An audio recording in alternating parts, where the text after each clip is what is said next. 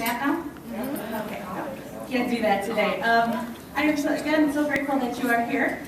Our guest speaker today is Kris Mathis. He is from Grand Rapids, and as he makes his way down, we just want to thank him for joining us today.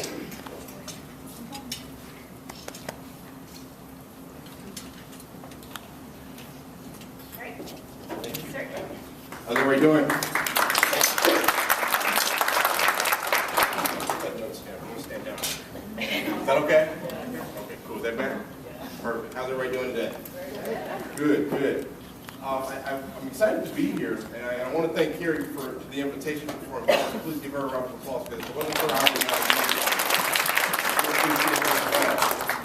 She wanted me to talk to you guys just about some of the challenges in life and some of our goals and dreams. And I know that for the majority of you that are probably in the administration area, it can be difficult doing what you do. and I'm aware that I worked in corporate America for 7 years. And I had two admins that pretty much handled everything for me. And there's no way possible that I could have done my job in corporate America. I handled marketing. I ran in 25 locations for a marketing company. And there's no way I could have done it without the help of admin. So I personally want to give you a round of applause as well for what you do. You're very much appreciated. So, just to tell you a little bit about myself, my name is Kris Mathis, like you said. I'm born and raised in Grand Rapids, Michigan. I grew up in a single-parent household. My father left when I was about 4 years old. He was addicted to crack. My mother was a single parent. It's myself, and then I have a younger sister as well. And us growing up in the inner city and in poverty was very challenging for us. And it was challenging because we didn't have a whole lot. And so we really survived with the support of my grandparents. That's what we lived with at the time. And without them, there was no way we could have made it. To just give you an idea of what our arrangements were like, a breakfast for us would not consist of what you just had today. A breakfast for us would normally consist of a half a bowl of soup, a half a slice of bread, and then my grandmother would take a hot dog or a sausage and cut it into quarters. And then we would get a half a cup of juice. And that was it. And we weren't allowed to drink orange juice any other time of the day because we never had enough to get us through the week if we did. So we were only allowed to drink it during the morning hour. Our sleeping arrangements consisted of my mother, my sister, and myself all sleeping in about a bunk bed, the size to fit an 8-year-old, you could say. It was a wooden frame with the cotton layout on the top and a wrap, like a sheet wrap over the top of it. And we weren't allowed to sleep on the floor at that time because at that time we had mice. So just to kind of give you an idea, that was life for us. And for me, it was normal. I didn't know any different. I didn't know any other way of living. And as I got older, I started maybe around 8 or 9 years old, 10 years old, is when it really started to dawn on me that we don't have a whole lot. We live in poverty. We're poor, I guess you can say. And as that reality began to dawn on me that I didn't have as much as my classmates in school, that's when the reality began to really, really sink in that my father is gone. I have no male guidance in my life, and I live in poverty. And being a young man growing up in that environment, you begin to seek out direction. And so for me at that time, I began to seek direction, but for me it came from guys in the streets. So that's when I began to learn street justice. I began to learn how the drug game works. I began to learn all of these different things about the streets and how the involvement in the everyday activities work. When I turned about 16 is when I had my first reality check. A friend of mine attended a party, and he was with another gentleman, and they're having a good time at this party, hanging out. And he tells this guy, let's get ready to head out of here. He says, okay, give me 1 second. And he gives my friend the keys to the car, and he says, wait in the car, and I'll be out in a second. So my friend goes and he gets in the car, and while he's waiting, another car pulled up and riddled the car with bullets and killed him. He was 16 years old. They mistaked my friend for this other gentleman. 1 year later, I was 17 years old, I attended a party myself. And I remember being there that night, and I still, to this day, I can't put my finger on what it was, but something just didn't feel right. And so I'm there, I'm having a good time, me and some friends, and we began to leave. And this club that we were at in Grand Rapids is very small, and as you leave this club, you get up to this narrow hallway, and the narrow hallway goes into a glass bowl area, and then you head outside. And I remember getting to that narrow hallway, and it got real congested, and everybody's pushing and fighting to get out all at the exact same time. And I remember in that narrow hallway, as I began to get to that glass bowl area, there's 2 gentlemen in front of me, and there's another guy behind me. And when I got to that glass bowl, I saw a guy run into the front door. And I looked over the shoulder of the front to see how close I was to getting out. And this guy pulled a gun out. And he shot the guy in front of me, just a matter of feet away. And I took off running out the back. For me, that was a reality check. That was the reality check for me that I've got to do something different with my life. I've got to make something different happen now. Or I felt really God was telling me that, Kris, you could potentially be next if you don't make changes today. And I wanted to change, but I didn't know how. I mean, there was no mentorship. There was no one to show me. There was no one to guide me through this path. Say, Kris, here is how you do it. There was none of those things. All I knew was that successful people wore suits. So I figured that if I could get into something that would allow me to dress up in a nice shirt and tie and a jacket, then maybe that would be the opportunity to open a door for me. So I remember I applied for a small deli job at Woodland Mall there in Grand Rapids, and I was working at this deli, and across the hall from me was a tuxedo store. And I remember I used to go to work every day, and I would just stand there, and I would just gaze. I would lean over on the counter, I would just gaze, and like, man, it's got to be nice to dress up every day and come to work and look good, and you leave the same way you came in. And then I would look at my own dress, and I would think, this just isn't working. I'm covered in mayonnaise and tomatoes and lettuce. And I would just think, man, it's got to be nice.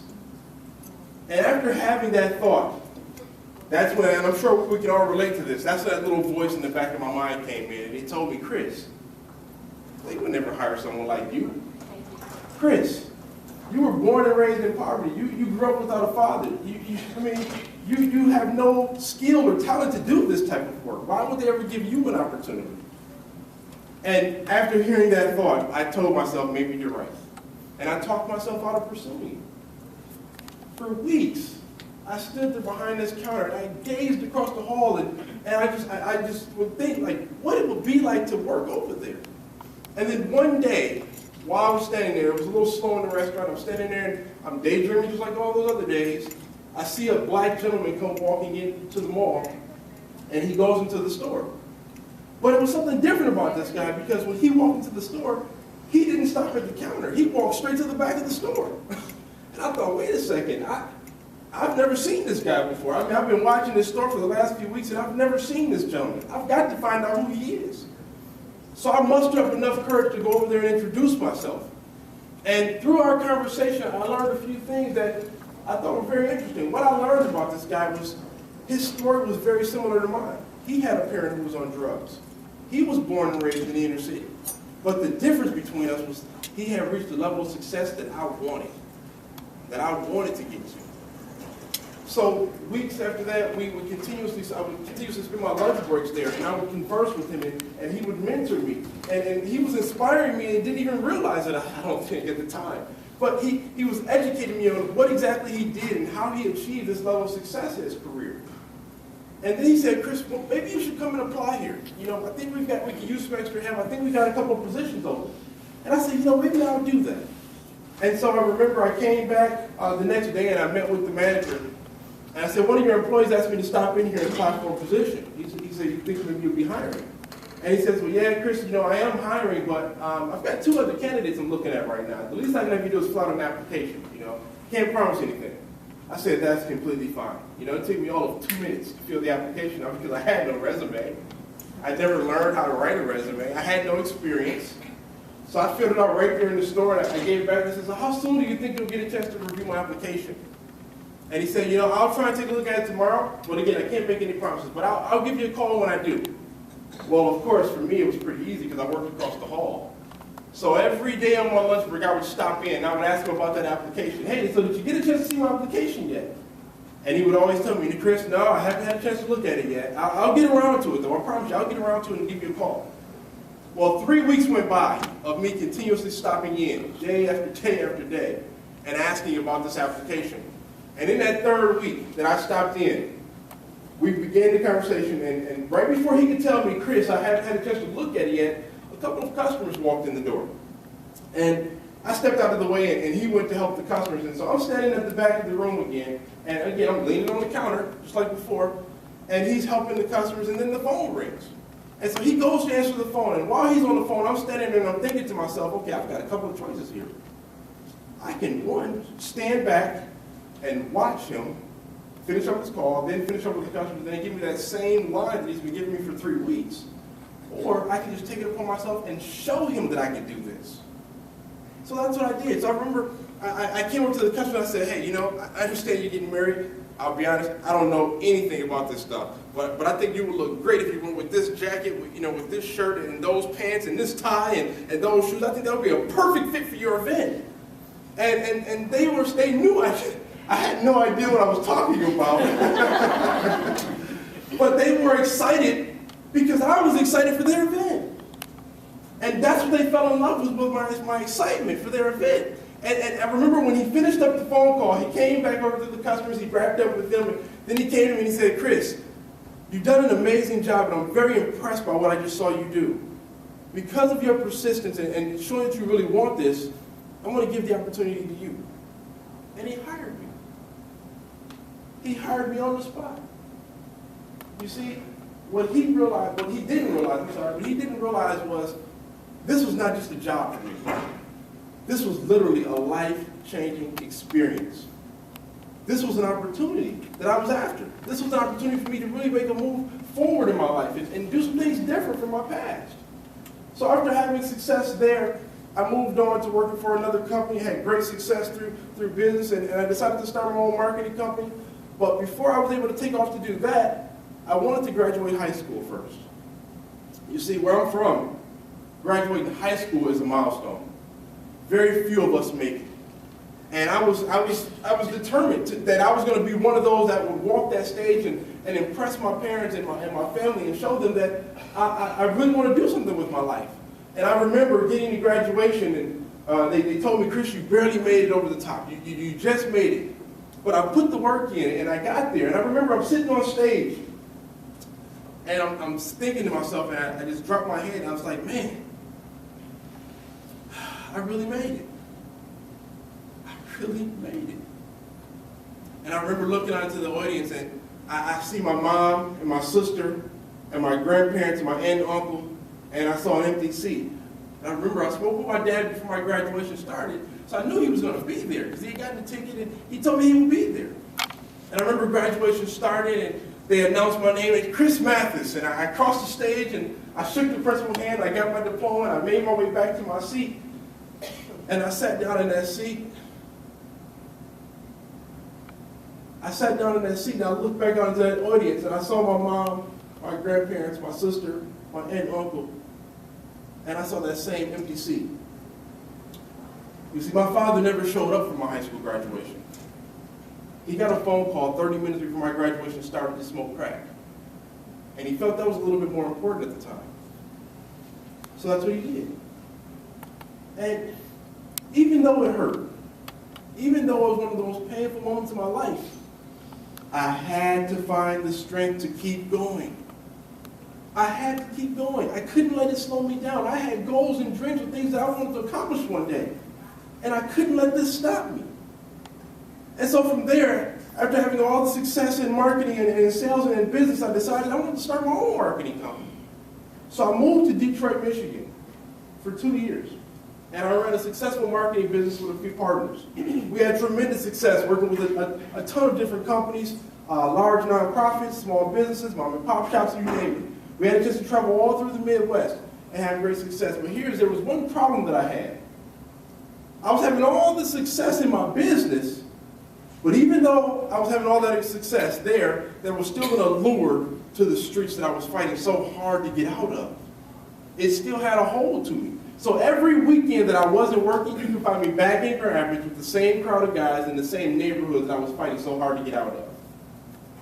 And in the midst of all this, God reminded me of who was in control. And due to some bad decisions and some bad paperwork, I lost everything. I lost everything I owned. I lost the apartment, the townhouse that I had, I lost the business, I lost the money, I lost everything. I moved back to Grand Rapids with a couch and a TV. It was all that I had to myself. And I moved into my mother's basement. And for the next 4 years, I slept on that couch, in that basement, in front of that TV.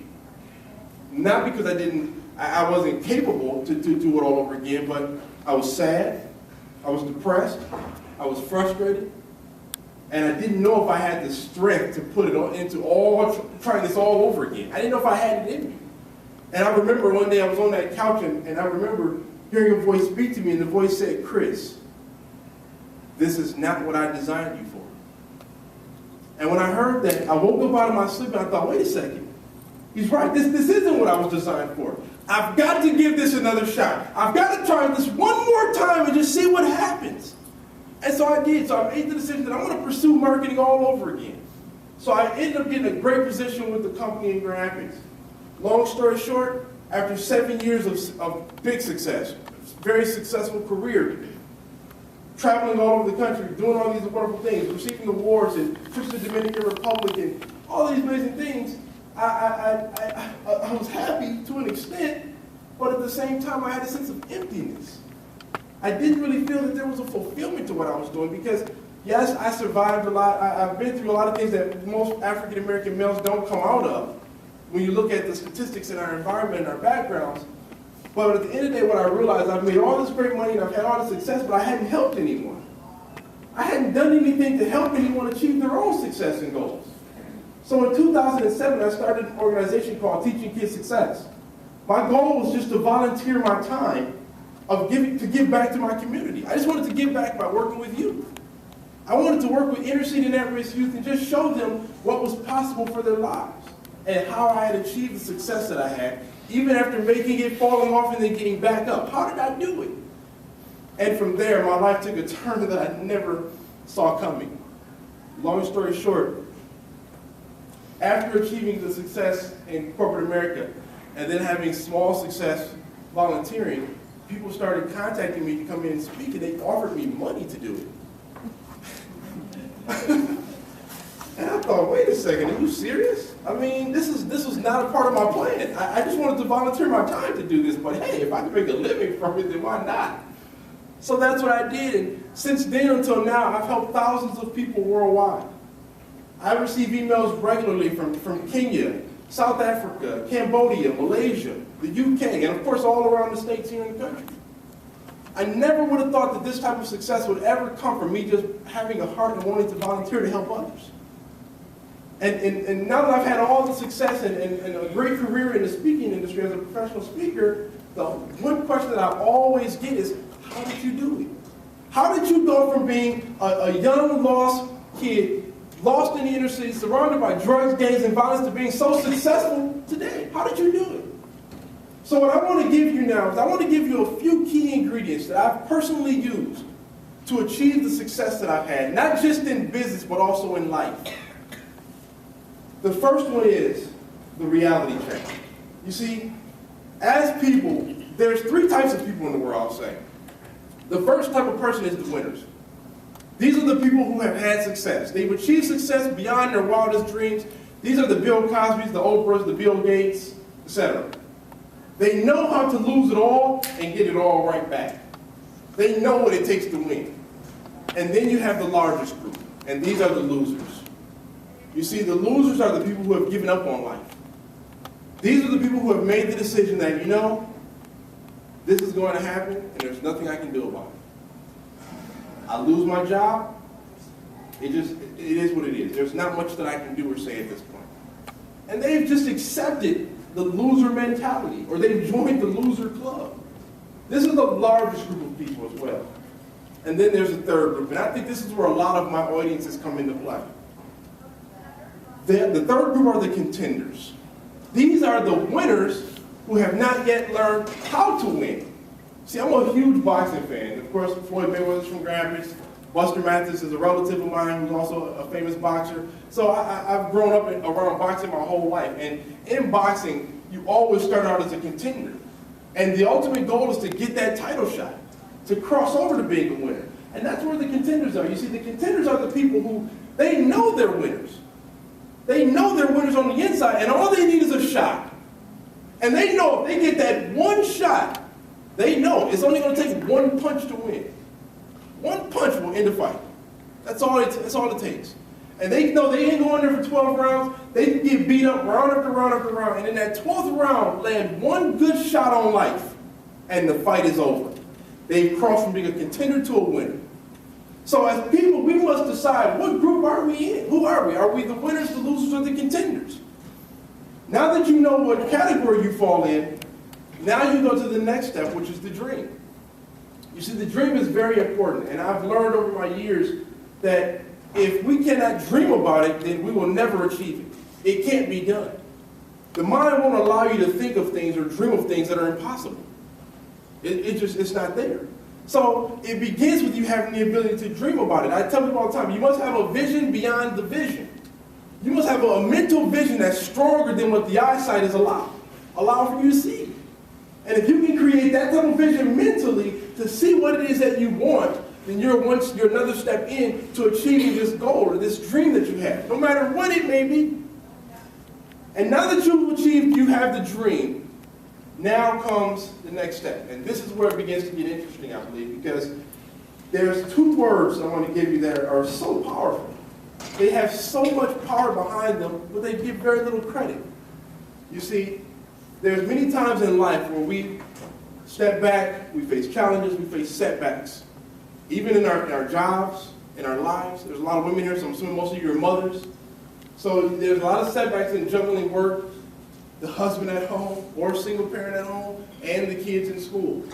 And through these challenges, sometimes life will tell you that it's not possible for you to make this all happen. But there's one phrase that we can always fall back on and know to be true. And that phrase is, it's possible. It's possible. It's possible for you to achieve your goals. It's possible for you to make your dreams become a reality. Even though this has happened to you, it doesn't matter. It's still possible. Maybe you're having health issues right now. That's okay. You'll get past it. It will go away, I promise you. It's still possible for you to achieve your goals and dreams. You see, in April of 1954, the belief on the planet was that no human being was physically capable of running a mile in under 4 minutes. It had never been done in the history of the world. And then came along a gentleman by the name of Roger Bannister. See, Roger was an athlete. And not only did Roger run this mile race, but he also ran the race in under 4 minutes. A few weeks later, his second place opponent, John Lundy, who was also in that same race, ran the mile in under 4 minutes, a few weeks later. Since then until now, over 20,000 people have ran the mile in under 4 minutes. What changed? The shoes, the track, the shorts. The only thing that changed was they saw it's possible. If Roger can do it, I can do it. And for me, that was the belief that I had to take on when I saw my friend across the hall at that tuxedo store. I had to embrace that belief that if he can do it, I can do it. Even though before him I've never seen any other examples of a successful black man, but it was something that I could relate to, someone that I could relate to. He walked like me, he talked like me, he had some similar features as mine. So I knew that if he can do it, I can do it. So it's important as people that we take on that belief of what's possible for our lives.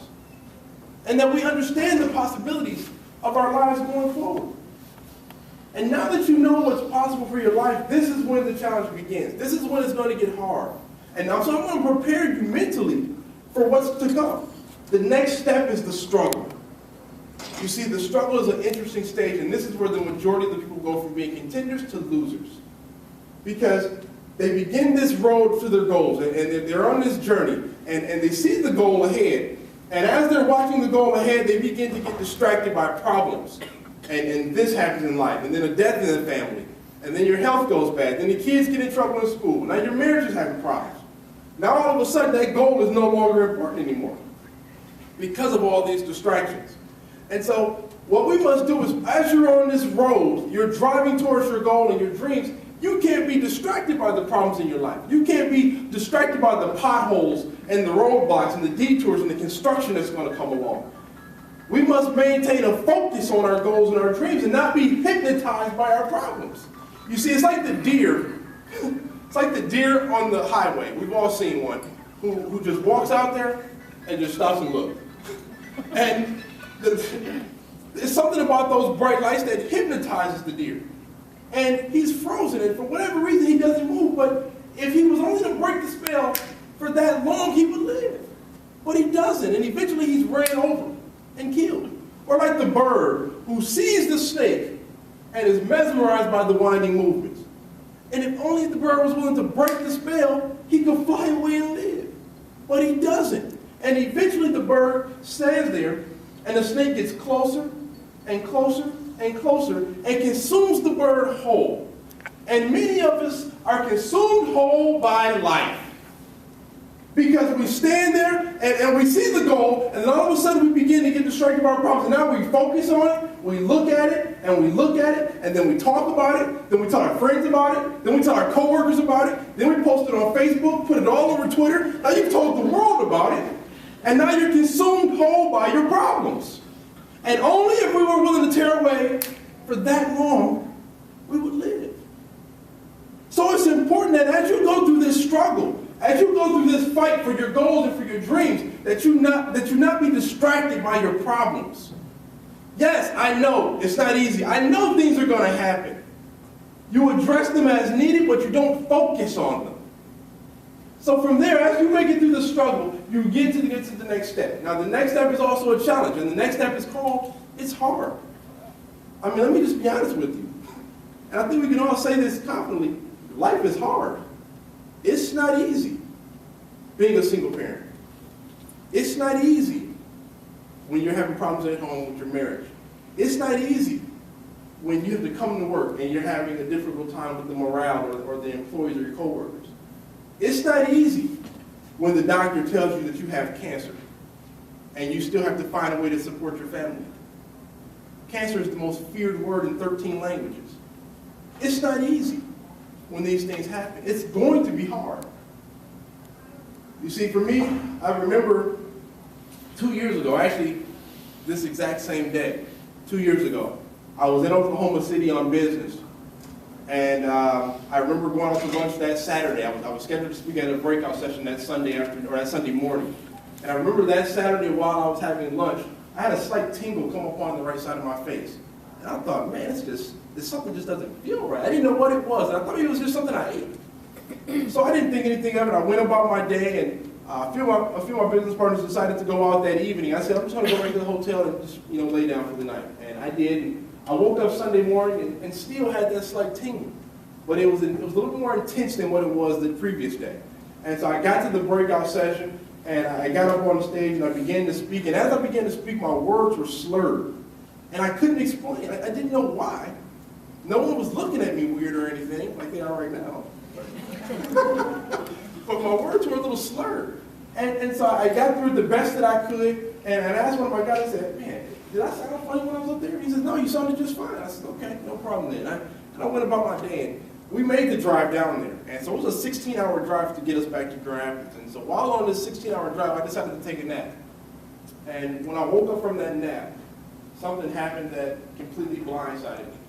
When I woke up from the nap, the entire right side of my face was paralyzed. I didn't know what was wrong. Probably one of the most scariest things that's ever happened to me. But all of my words were slurred. I attempted to eat something and I couldn't eat. All the food that I ate fell right out of the side of my mouth. I couldn't hold my mouth closed. And I didn't know what was going on. So the first thing I did was I called my wife. And I'm telling my wife, I don't know what's going on, but there's something wrong with my face. And so she called my doctor. They said they would get me in as soon as I got back into town. So I got back in town Monday morning. She shot me straight to the hospital. They took a look at me and they diagnosed me with something called Bell's palsy. I had never heard of it a day in my life. And I remember getting that diagnosis, and I asked the doc, so how long is this going to last? And he said, Kris, most cases last about 2 to 3 weeks if we see you in the first 24 hours. Well, I was already 2 days in because this started on Saturday. He said, knowing that it started so early for you and you're just now getting in, we don't know. It could be a week, it could be a month, it could be a year, it could be permanent for life. For me, I watched my entire dream of being a speaker flash right before my eyes, and it was gone. It was gone. I was prepared to just give up on my dream because I didn't know if I would ever speak again. So for the next 7 months, I wasn't able to do anything. I sat at home on another couch in front of another TV. I put all the responsibility on my wife because I wasn't able to work. We'd only been married 7 months, We were newly married at this time when all this happened. This was not what she signed up for. This was not what I was prepared for, to put all this in her lap and not be able to support my family. It was not a part of my plan. And during that time, it was hard. It takes me to my next ingredient. The only thing I had left was my faith. That's all I had left. My faith is the only thing that got me through. You see, T.D. Jakes once said, if you have a problem that man or money can fix, then you don't have a problem. Because there's some things that, or there's going to come a point, I should say, in your lives where all the motivation in the world cannot help you. There's going to come a point where there's nothing that we can say as friends, family, co-workers, mentors.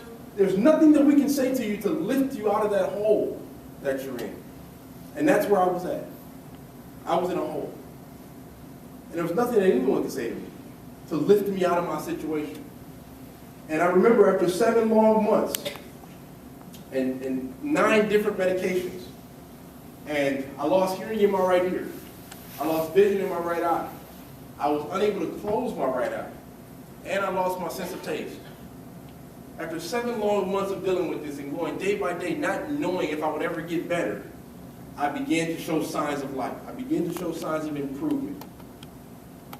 The doctors continued to treat it, and even now, 2 years later, I'm still dealing with some minor complications. I just started wearing glasses 3 months ago. All because of the fact that my vision has never completely come back in my right eye. I've never gotten it all back. So because of that, the doctor said I have to start wearing glasses to balance my vision out. So here's my point. I told you it was a fight. You're going to fight for your dreams. You're going to fight for your goals. You're going to fight for the life that you want. You see, life stands for living in fear of excelling. Life's goal is to keep you in a fear state of mind. If life can keep you in a fear state of mind from achieving what it is that you want, then you will never go above and beyond to reach the winner stage, and then you will never help another person achieve their own success.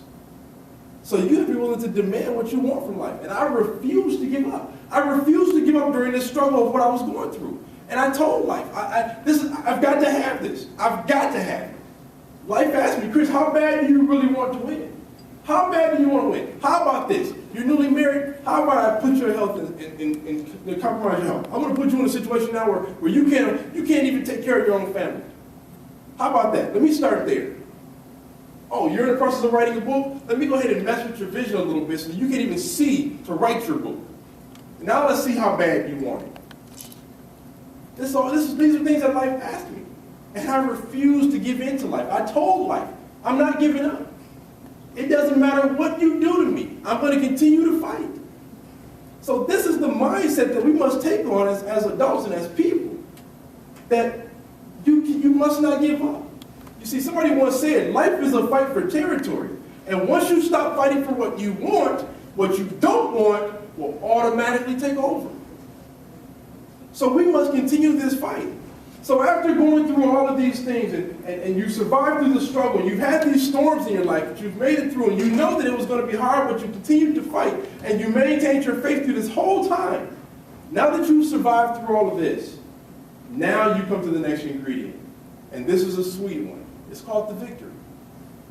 This is when you get the opportunity to cross that finish line. This is when you have that chance to say, I did it. This is when you can look at all those naysayers who told you that your ideas, your dreams, your goals, your visions would never work. You can tell them, I did it. People told me this would never work for me. People told me, Kris, who would ever listen to you? Why would they ever listen to you? I mean, you were born and raised in the inner city. What would you possibly have to talk about? I never thought in a million years that one day I would be in front of hundreds and thousands of people telling the story and delivering key principles that I've used to achieve my success. You see, the easiest thing I've ever done in my entire life is to get up in front of a room like this. Easiest thing I've ever done is to get up in front of a group of people, tell my story, and share principles. The hardest thing that I've ever done in my entire life was to believe that I could do it. The hardest thing I've ever done was to believe that one day someone would bring me in and say, Kris, we want you to present and tell your story. I never thought it would ever happen for me. And because of that, I enjoy a victory beyond what I ever imagined. And I've had a lot of successes. I mean, like I say, I've had financial rewards, I've had great vacations, but there's one success for me that stands above them all. And it was one that I was able to share with my wife. And I wish she was here, because she always gets all teary-eyed and stuff when I tell this part of my message. But I remember when we were dating, she was going to Grand Valley State University. And at that time, she was studying Japanese. And her dream was to always one day travel the world and go to Japan. And she's always been fascinated with the culture and the people and how they do things and all this stuff. And for me, I mean, this Japan, I mean, I'm from New York City. I would never go a place like that. I've never even been to Chicago, for that matter. So I can't even think that on that level yet. But I never forgot that that's where she wanted to go. And eventually we dated a few years, and then we ended up getting married. And I remembered that she told me she wanted to go there, but at that time she couldn't afford it because of student loans and classes and work and so on. So I said, okay, I told myself, one day I want to make that dream happen for her. And I remember going out to dinner with her one night, and we were sitting there, we were talking. Are you married? Okay, pay attention. We were sitting there talking, and I gave her some few sweet words and said some nice things, told her I love her, and I said, well, check this out. And I slid a piece of paper across the table to her. She said, well, what is it? I said, just open it. And when she opened it, it was an itinerary to Tokyo, Japan. 5-star hotel for 7 days, 6 nights, right in the heart of the city of Tokyo. And the first thing she did, she screams out, oh my God, I'm going to Tokyo! In the middle of this restaurant, everybody's looking. I'm like, calm down. And so we went to Tokyo a few months later for our wedding anniversary. And we spent 7 great days and 6 wonderful nights there. And during this time, we did anything that she wanted to do. That was the hard part. So we did anything that she wanted to do. We went anywhere she wanted to go. We tried exotic foods from grilled eel to octopus. That's what I said. Octopus spaghetti and dried squid. I mean, you name it. I mean, there's all types of exotic meals. And she's the adventurous type, so I just kind of sat back and watched, and then we would leave and go to McDonald's. That was a part of my plan while I was there. I ate McDonald's for like 3 days while I was there. So, but this is what she enjoyed, and of course she shopped until she couldn't shop anymore. And yes, this vacation cost me thousands of dollars to do it, but for me it was a victory because one, I was able to make my wife's dream come true. That was the biggest thing. The second thing was, keep in mind where I come from and what statistics say about African American men. I am not supposed to be able to do this. I'm not supposed to be able to travel the world and do all these amazing things. So for her, this was a vacation. For me, again, it was literally a life-changing experience. To be able to say that I've been to Tokyo, Japan, I've been to Dominican Republic, I've traveled the country, I've been to all these wonderful places. But to be able to make that dream come true for her is hands down my #1 victory. It was a deposit into my marriage is how I look at it. And so for me, that's my victory. So you have to think about, what is your victory going to be like? Who's going to be there to help you celebrate that victory when you get there? That's what you have to think about. And for me, that was the thought that I had for months, thinking, okay, here's what this is going to look like. Here's where we're going to stay. And every day I would go online and I would look at different hotels in Tokyo and what there was to do, just to keep reminding myself of what that victory would be and what it would look like and how it would feel when we finally got there. And after you've achieved your victory, there's one last ingredient that I want you to take on. And the last ingredient is probably, for me, the most sweetest out of all of the principles that I've given you. And that's significance. You see, what I've learned was that through this journey that I've been on, I've had great success and I've made great money. I've had all these wonderful things happen. And I don't say that to impress you, but I say that to impress upon you what's possible for your lives. But even beyond all of that, there's one thing that a lot of winners lack, and that's significance. You see, for me, my wife and I, we give to a number of charities, our church, and we donate financially all the time. But it was more important for me to go back and give my time. Anyone can write a check. That's easy. But to physically go down there and get involved, it changes everything. To see the look on someone's face after I leave an event and they email me and they say, Kris, here's how you've made an impact in my life. Kris, here's how your message touched me. Kris, I didn't tell you that I was going through this, but your message was right on time. That is why I do this. You see, I didn't begin this career to make millions. It had nothing to do with that whatsoever. I started this as volunteer work. I did it to help millions. And like I said, since then, 5 years ago and until now, outside of corporate America, my message has been able to travel all around the world. I just completed my first book. It's titled From Success to Significance, the 8 Keys to Achieving Any Goal or Dream.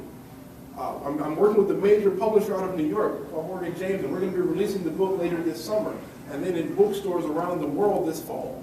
I never thought these things would ever happen for me. But all because I was willing to keep fighting. All because I refused to give up. It happened. It became a reality for me. So there's one last ingredient that I want to leave with you. One last tip. And it's a poem that I wrote a while back. And it's something I've practically become known by. It's called To Live Your Dreams. To live your dreams, you have to be willing to fight for it.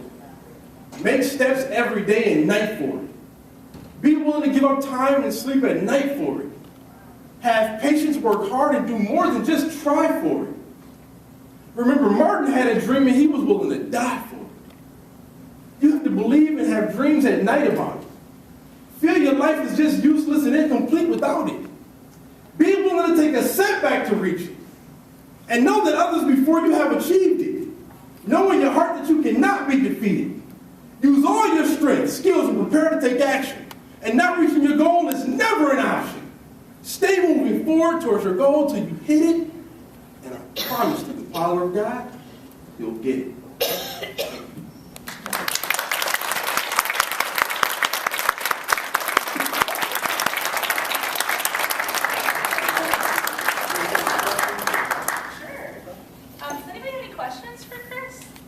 Anything.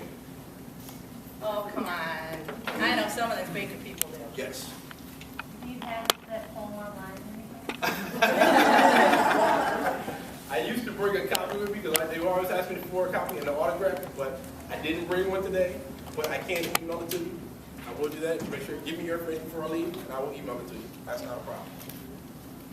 I'll even add you to my e-blast. I have an e-blast called Motivation for the Day.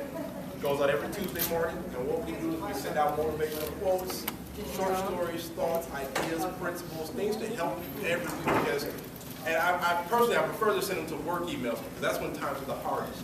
It's when you dread having to get up that morning to come, and you need that extra bit of push to get you through the day. So I have no problem adding to that. Anyone else that wants to be added, please make sure I get your business cards, and I can get you added. You'll get your first email next Tuesday. Other questions, comments? Yes. Some of your heroes. Oh, wow. Boy. Did everybody hear the question? She asked who some of Kris's heroes were that motivated him. I would have to say, boy, I follow a lot of speakers, as you can probably tell, and I've studied tons and tons of hours of watching tape and video and listening to audio of speakers. And so one of my biggest speakers that I actually had a chance to work with at a training last year is Les Brown. He's the #1 motivational speaker in the world. And we had a chance to work together in Orlando, Florida last year, so that was big. Tony Robbins is another, Zig Ziglar, Mark Victor Hansen, Robert Kiyosaki, Donald Trump. I mean, I follow a lot of different people. And so these are all guys that, when I began this, I read their books, I bought their audio, I mean, you name it. I really just jumped head first into it. So. Oh, that's not good. Any other questions, comments, thoughts, anything at all? Anything that you think maybe I can be of help with, or any advice on anything? Anything about the principles that I spoke about? Anything about my story? Yes. Have you ever reconnected with your father? I have. Yep, my father and I reconnected. And I'll be honest with you, we don't have the greatest of relationships. We talk occasionally, and that's about as good as it gets, to be honest with you. He is sober. I can't say that. He was on crack for about 20 plus years. And so he's been sober now, let's say 5 years, maybe. That's when he's been sober now. And so we do a talk occasionally, we do lunch, we do dinner, and we get together. Of course, with me traveling and speaking engagements, we can't get together all the time, but we do occasionally touch base. So, yes. She had a question, so I'm going to ask it for her because she didn't want to raise her hand. Sure, you wanted to bus. I do. She does it a lot. Right. You might want to sit over there. You mentioned that you did go back and graduate from high school. Did you ever go on to college? I did. Actually, I didn't have to go back. I graduated on time from high school, and then I went on to ITC Tech for a short period. I was an electronics major, and I remember, I hate telling this story. I always get asked this question. I remember sitting there one day, and I'm working on circuits, and I thought it'd be a good idea to plug up one of them to my ear, just to see if it was really voltage running through. And I remember doing that, and a good high school friend of mine decided he was going to run the voltage, and I'm going to plug up, and we're going to play around and see what happens. And he hit about 9 volts, and I got the shock of my life. And a little while later, after working on some circuits, I thought to myself, you know, this is not what I want to do. I'm just not happy with this. And so I made the decision blindly to just drop out of college. Not knowing what was going to happen, not knowing what was going to take me, against the wishes of my family and everyone that I knew. They all thought I was crazy for doing it. And I continued to pursue a career in marketing. And again, after having tremendous success in marketing, I decided that, you know, I really don't necessarily want to go back to college. I want to just continue to grow my business. I want to be an entrepreneur. I want to own everything that I do and have that control. And so I pursued that route of being an entrepreneur, and it's worked out great. It's worked out very well for me. And even now, I mean, I get it. And actually, it's so funny you mention that, because I do a lot of work with colleges, college students, high school students who are preparing for college. I never would have thought that one day a college dropout would be helping people go to college. That's like the weirdest thing for me, but it's worked out very well. I'm very involved in the Upward Bound program as well, with the high schools in Grand Rapids. I do a lot of work with those guys. I tutor high school students in writing, since I am an author. We do a lot of work in that area to prepare them with their grants and papers, I mean, you name it. So I do a lot. I have a large involvement in that area. And actually, I'll be speaking at Grand Valley State University next week, actually, for another group of students, actually. So another hand up, yes. Are you a U of M fan or Michigan State? Oh, wow. Careful now. You know, I don't know if you're going to like my answer there. I remember when I was working in marketing in Detroit, we used to travel all over. And I spent tons of time in Ann Arbor, I spent tons of time in Michigan State, and then I went to Columbus, Ohio. And I believe that's time. And then, you know, I don't know, it was something about the red and the gray, and it embraced me. Okay. Before that, though, I was a State fan. Okay. Any other questions, comments, thoughts, anything? Yes.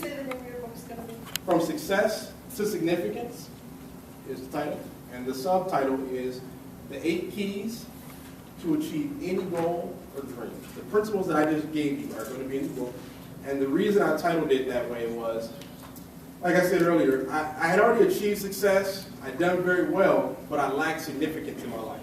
And so, at 31 years old, I've made the decision that it's not about advancing my career. You know, those things will happen for me. I've done all that. How many people can I help before my time ends on earth, in other words? How many people can I help? How many people can I support? How many people can I encourage and motivate, inspire, and educate to show them what it's going to really take for them to reach the next level? So that's my journey from success on to significance.